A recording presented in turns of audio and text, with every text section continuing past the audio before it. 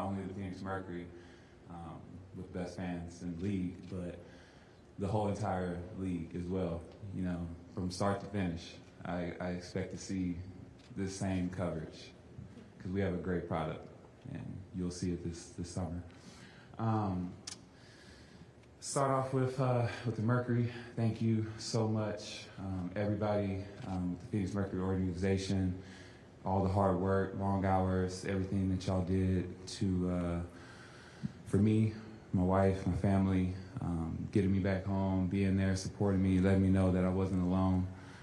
It means everything to me, to everybody. Vince, Bryce, Jim, Coach, everybody, the players. It goes all the way down to the people that keep this building running. You know, it's a family with the Mercury. I would also like to bring our families home. Thank you so much for being here and representing everybody here. It means the world to have you here right now, and everything that you did also, and that you're doing. You're so strong. I just want to say thank you so much. Of course, President Biden, Vice President Harris, Governor Richardson. The list goes on to everybody that was a part of this. The WNBA, WNBA, Wasserman, my agent who's here as well. A lot of long hours. You, of course, my wife. Come on now. Like, I couldn't have did it without her. A round of applause for my wife, honestly. She had the hardest job, honestly. Thank you so much, babe, for being there for me. Like, oh yeah. You the one. We could just get into it. I'd love to start taking some questions, so we just keep it moving along like it's post-game.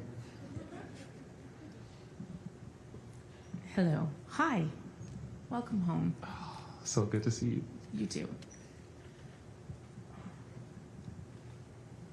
What resilience has been required for you to be sitting up here today? How have you found the resilience personally to be here with us? I'm no stranger to hard times, so. See, you cried and you made me cry. Just digging deep, honestly. You're going to be faced with adversities throughout your life. This was a pretty big one, but I just kind of relied on my hard work, getting through it. I know this sounds so small, but, dying in practice, and just hard workouts. You find a way to just grind it out. Just put your head down and just keep going. Just keep moving forward. You can never stand still, and that was my thing. Just never be still. Never get too focused on the now, and just looking forward to what's to come.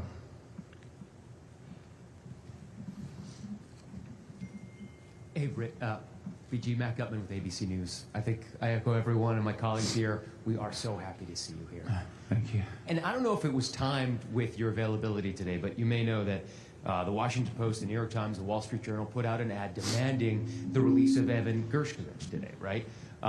So during your detention, were you aware of all of the efforts on your behalf, of the hashtag WeAreBG, and what message would you send to Evan and Paul Whelan today? Yes, I was aware. There was a little bit of a delay in getting news sometimes, but I was aware of the efforts and everything that was going on. I was able to see pictures sometimes of different things, the WeAreBG. So just knowing that and having that, just being aware of what was going on when you don't know anything. You're there, you're sitting there, you're like, okay, I know people are fighting for me or bringing awareness to what's going on. And those times where I was able to see what was going on, it definitely, it made me a little bit more comfortable. It made me a little bit have hope, which is a really hard thing to have, a really dangerous thing to have, because when it doesn't work, it's so crushing. And I would say to everyone that is wrongfully detained right now across the world, stay strong, keep fighting, don't give up, just keep waking up, find a little routine, and stick to that routine and as best you can. I know that's what helped me, just finding little things, if it was just whatever it was, you know. Just keep pushing, because we're not going to stop. We're not going to stop fighting. We're not going to stop bringing awareness to everyone that's left behind right now. Hi, it's Ewan McCarty with CBS News. First of all, welcome back. We're so thrilled to have you here. I was wondering if you could explain a little bit about what your ordeal did for your mental and your physical health, and what your journey has been to get back to the place where you are now, where you're about to embark on preseason. You know, it was strenuous, and coming back from basically, you know, doing nothing, not having any gym or anything to be at. Getting back into it was hard.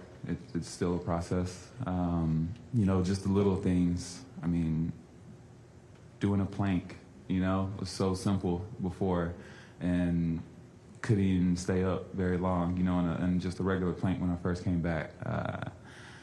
Because as an athlete, you always want to be where you left off. And I left off playoffs, you know, finals, Chicago. And I wanted to be that player when I started back. And just everybody telling me to give myself grace and it's going to take time. But that's the hardest thing to do to a pro athlete, because we always want to be right back at our tip-top shape. So it's been a struggle, but like I said, it's liberating as well at the same time, just as a release, just getting back to my craft. And then being here in Phoenix, you know, with my coaches and my teammates really supporting me, you know, at every step of the way on the court. So it's been pretty good.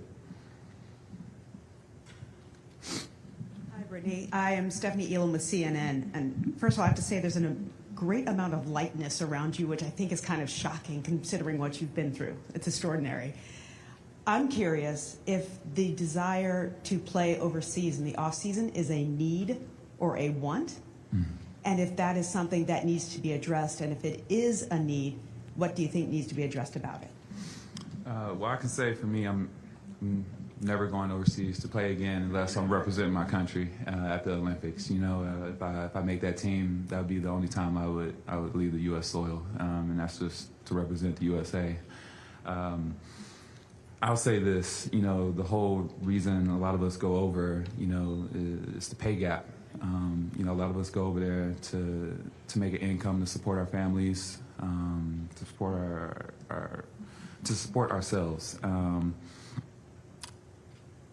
So I don't knock any player that wants to go overseas and, you know, make a little bit extra money. I'm hoping that our league continues to grow, and with as many people in here right now covering this, I hope you continue, like I said, to cover our league, bring exposure to us.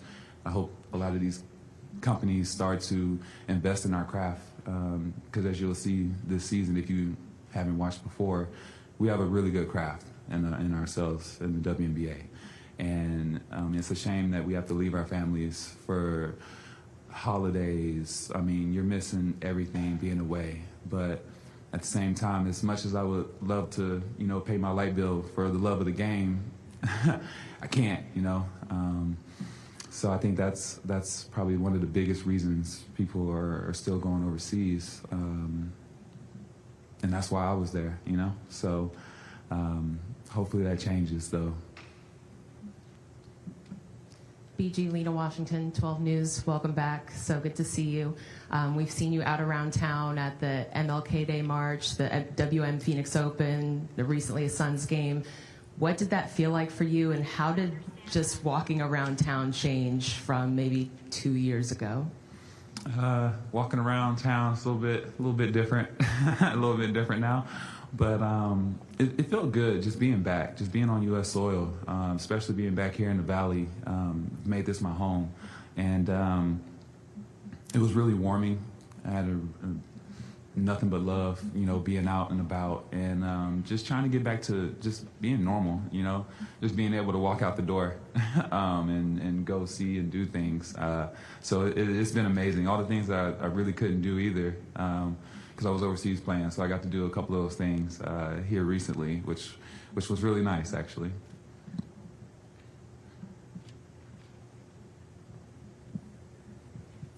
Hi, Brittney. Nick Soletti from ABC 15 here in Phoenix, and I just want to welcome you back to the Valley. I think I speak for everyone who is just thrilled to see you back here where you belong.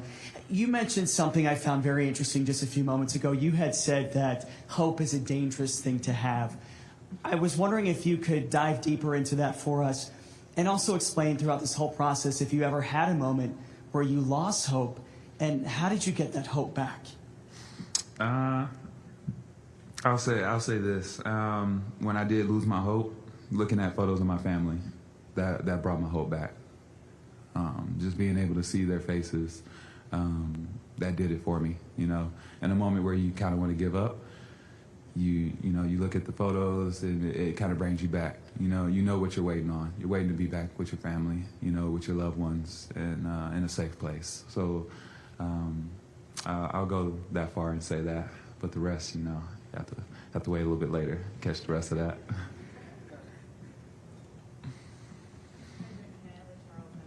Welcome back. Thank you. Entering this season, how did your mindset change as a person and athlete given all you've gone through? Not taking anything for granted. Life is short. Things can change at the stroke of a match.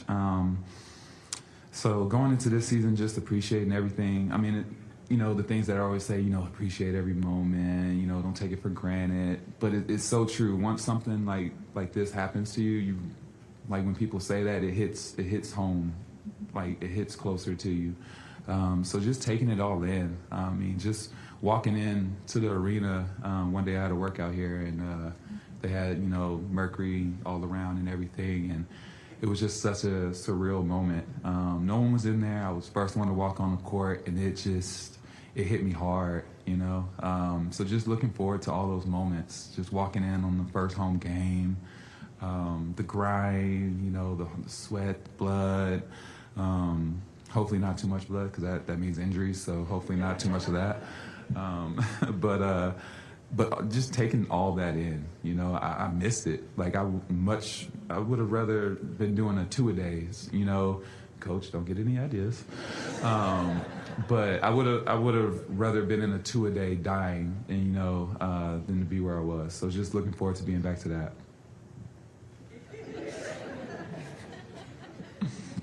Yeah, Brittney, M.A. Vopel from ESPN.com. You've said really throughout your career that basketball was a sanctuary for you. Has it felt like that coming back? You talked about you want to be back where you were. Has it felt like a sanctuary, and where do you think you are as a player at this point, and where can you reach during this season? Well, I mean, I always believe in my ability. If we had a game tomorrow, I mean, we're gonna go get that dub. But being realistic, am I exactly where I want to be? No, but I'm on the right track to getting there. That's for sure. I will say that. It's still a sanctuary. I mean, in the beginning, no. The first, I want to say day, but what was it, day? Like 2 weeks? First month. It was hard. It's funny because she was literally filming me in the beginning, and yeah, those videos are really, really different to how they are now, where I'm at now. I feel like I've hit the corner, and just loving it now. But at first there was a point where it was like, wow, like, dang, do I really want to do this fast right now? But no, it was so worth it. So worth it. Hi, Brittney. Over here. Jen Ortiz, Arizona Republic. When you came back, Vanessa was your new head coach. How have those conversations been, and how is your support system here in Phoenix? I think the first thing I said was sorry. She was with Vegas that my last year playing, and we kind of sent them home. So, I kind of made a joke about that. I'm a jokester. I used humor a lot throughout this whole experience, just laughing at things. But no, it's been great getting to know her as a person. I'm really looking forward to the season. Honestly, it's going to be really good things here, and I'm looking forward to being coached by her. Hey, Brittney, Robbie Baker with Fox 10. Good to see you and welcome home. You mentioned being back in the arena. We've seen you at the practice facility a few times with a big smile on your face. What were the emotions like the first time you got your hands on a basketball again and getting back on the court? So the first time I had a basketball in my hand actually was in San Antonio. It was good. It was good. I got some shots up. I mean, I was in some chucks. So I was in some low-top chucks, I was outside and, like real, I thought I was like 16 again. I mean, my ankles did not like it, but it was good. I threw it down just to see, I was like, let me just see if I can still throw this thing down. And I did. You have to ask, that's a good question for my wife. Ask her how it felt getting dunked on. Oops. Did I say that? Did I say that out loud? Brittney, this is Alexis with AZ Family. Welcome home. So at this point, you've become the face of Americans detained overseas. What's that feel like? How are you feeling? And how do you continue to raise awareness throughout the season and really, throughout your career? Well, I'm really fortunate to have this platform that I have. And every chance that I get, if it's wearing a shirt, saying their names, any interview that I have, and you'll see a theme throughout the season with that. That's just bringing awareness to everybody that doesn't have the platform and the followers and the exposure to everyone like this right now. That is a way that I'm trying to help out in any way that I can. We're partnering with Bring Our Families Home in Phoenix Mercury, and we're going to be doing a lot of good things throughout this season. I know we're doing we're writing letters to the families. Fans can come and write, which I will suggest everyone doing, please, because you don't understand how good it felt to get a letter from your family, from just random people that I've never even met. It just lets you know that you're not forgotten, and it's so easy to feel forgotten, to feel like no one's thinking of you. And then when you get a letter from people that you know and people that you don't even know, it just does something to you. It just gives you like a spark of life to keep holding on, keep fighting, not to give in. So these are things that we're gonna do throughout this season.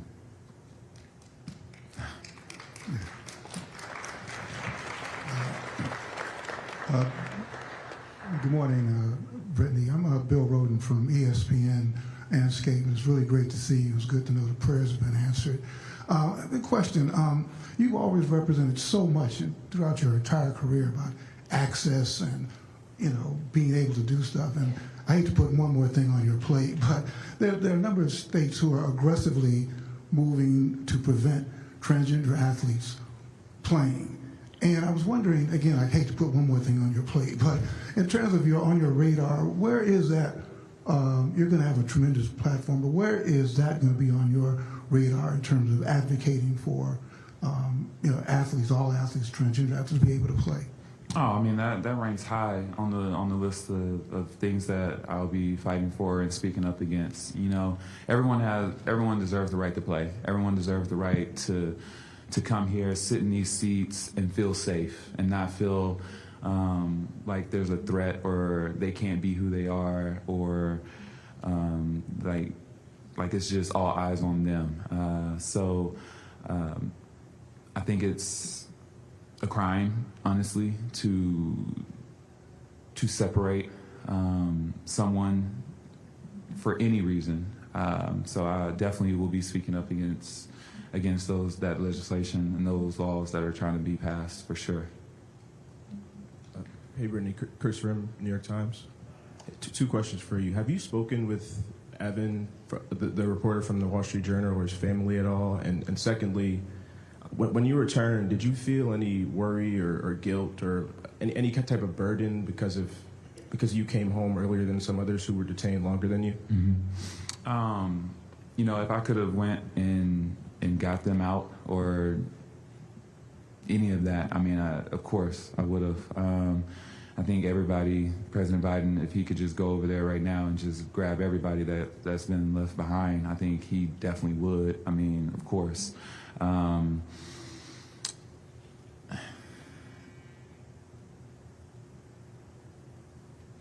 It's hard. It's hard. You know, I come from military family. My dad, Vietnam, 68, 69 Marine. So, you know, I have that mindset, you know, no man left behind. No man, no woman, no one left behind. So, you know, it hurts. It hurts because no one should be in those conditions. Like, hands down, no one should be in any of the conditions that I went through or they're going through. So, you know, I hope that everyone continues to bring awareness and fight to bring home everyone. Can you re-say the first part of your question? I'm sorry about that. Yes. So I haven't spoke directly, but I do know that my team, Wasserman and my agent, they have been in touch with the family a lot and helping out with just, you know, sharing knowledge, which is a big thing. You know, everybody speaking, talking, sharing what they know. It goes a long way because, I mean, you're in foreign territory, you're in unknown waters, so there's a lot, you know, that we might know that they didn't know. So there's been a lot of communication between both teams. Brittney, Jeff Metcalf right here. Hey. Welcome home. A couple things. One, Diane is still playing. What's it like being back and having another season or two with Diana ahead? And then also going back to the bubble. When you left, you got a lot of mental health. You've spoken about your mental health help that you got after that. How important was that in dealing with what you had to deal with in Russia? I mean, that helped a lot. You know, I've always promoted, you know, talking to a counselor, seeking therapy, any tool that'll help you, you know, get to a good centered place. And I'm still doing that as of right now. You know, that'll never change. I think it's good to have someone to talk to, you know. So much goes on in this world. We see so much, we're exposed to so much on social media that, you know, it's just a lot. It's nice to have someone to talk to. Playing with Dee, I mean, who wouldn't want to play with a walking fossil? No, I'm playing. Oh, she's going to kill me. She's going to kill me. No, I'm just so glad. I was really worried, honestly. Like, I was worried. I thought she was going to, like, retire on me or something while I was gone, or I would miss it, and that honestly was killing me, knowing that, you know, was a possibility. So I'm really thankful that, you know, she's still here. She hates it, but, you know, she's a mentor. I look up to her. You know, how could you not when you have the GOAT, you know, right next to you? So I'm really thankful to have her another year here in Phoenix. Like I'm looking forward to getting out there on the court. Hey, BG. Sabrina Merchant, The Athletic. You kind of alluded to this already, but after the year that you had, how are you so certain that you wanted to play in the WNBA this year, and how were you certain that you'd be able to play so quickly after you came back? Oh, man. I mean, I've said it before. You know, I believe in me. I believe in what I can do. I know that I can, if I put my mind to it, you know, I can achieve any goal. And, you know, not trying to sound big-headed, but I just really, you know, I bet on me. And I have all the resources here to help me get to that point where I can play. And it was no question to be back in the WNBA, back in Phoenix and playing. We have time for 2 more questions.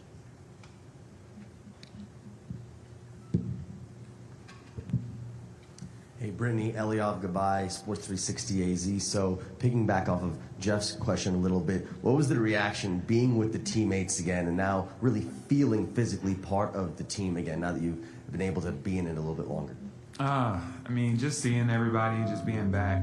On my ride back from San Antonio here, actually, I was lucky that Dee was able to come, so she was the first player that I got to see.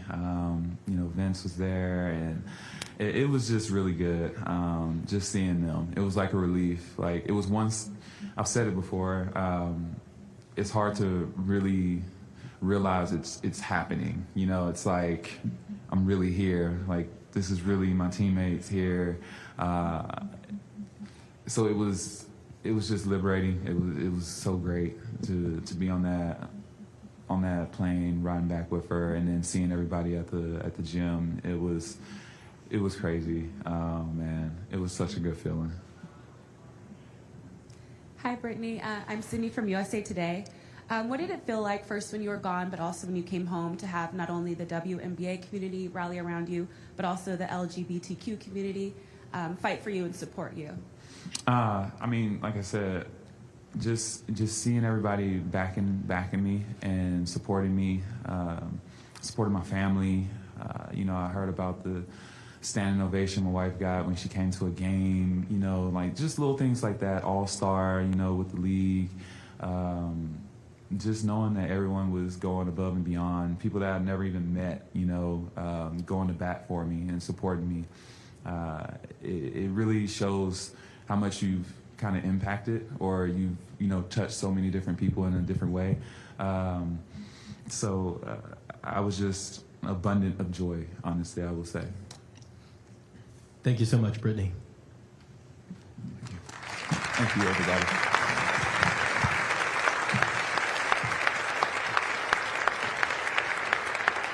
Okay, thanks everyone again. At this time, we'll ask you to please join us outside for the unveiling of